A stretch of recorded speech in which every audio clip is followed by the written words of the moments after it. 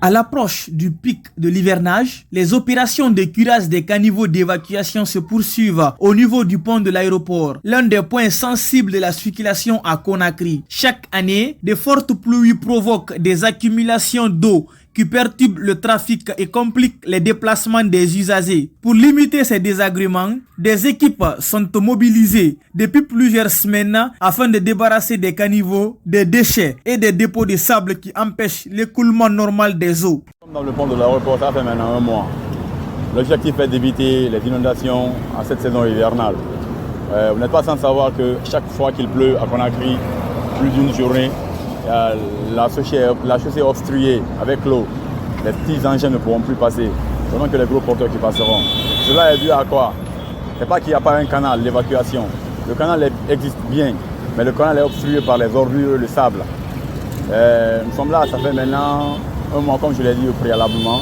On a d'abord commencé à faire une étude de terrain, à connaître quel est le point blocus, ce qui empêche l'eau de passer.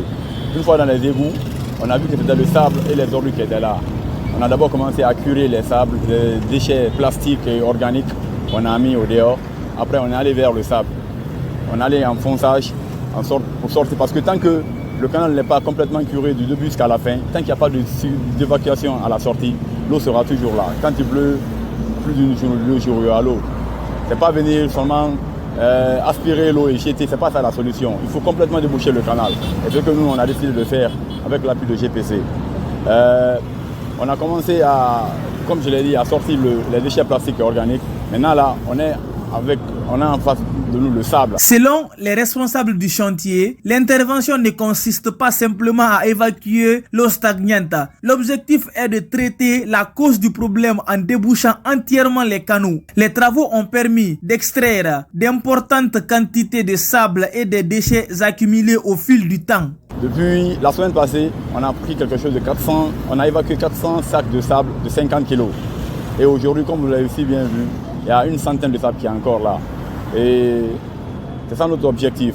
Et nous voulons réellement que cette saison hivernale, que la population de Conakry passe ici paisiblement, sans qu'il y ait embouteillage, sans qu'il y ait obstruction, sans qu'il y ait inondation. C'est ça notre objectif. On est là depuis 9 heures. Tous les jours, comme le matin, la chaussée est de voie unique en allant vers la ville. Donc nous attendons que les voies changent. Dès que les voies changent, on barricade la route et nous commençons notre travail. On a commencé à 9h30. Comme vous savez déjà, c'est toujours le même appel. Il faut que le Guinéen change de mentalité. Il faut que nous comprenions que jeter les ordures sur la route quand il pleut, ce n'est pas ça qui est la solution. Tu vas jeter les ordures ici, ça va quitter certes chez toi, mais ça va se stagner chez ton voisin ou dans un caniveau juste à côté de toi. Et quand il pleut, l'inondation, c'est nous qui en prenons les pots cassés. Parce que nos dirigeants qui sont chez eux paisiblement, ils n'ont pas de problème. Tu n'entendras jamais qu'un ministre ou un parent de ministre est mort parce qu'une pluie est venue et il y a eu une inondation. C'est nous, le plus bas peuple, qui souffrons. Donc il faut que nous changions de mentalité. Arrêtons de jeter les ordures sur la route quand il pleut. Stagnons nos ordures quelque part. Il y a des PME à l'heure là pour des collectes d'ordures. Et ils ont les moyens adéquats pour prendre ces ordures, les envoyer au dépotoir. Nous, citoyens lambda, arrêtons de jeter les ordures sur la route, s'il vous plaît. Si les travaux de curage visent à améliorer l'évacuation des eaux pluviales dans cette zone stratégique, leur efficacité dépendra aussi des comportements des citoyens. Entre action des autorités et responsabilité individuelle, la lutte contre les inondations demeure un défi collectif pour la capitale guinéenne.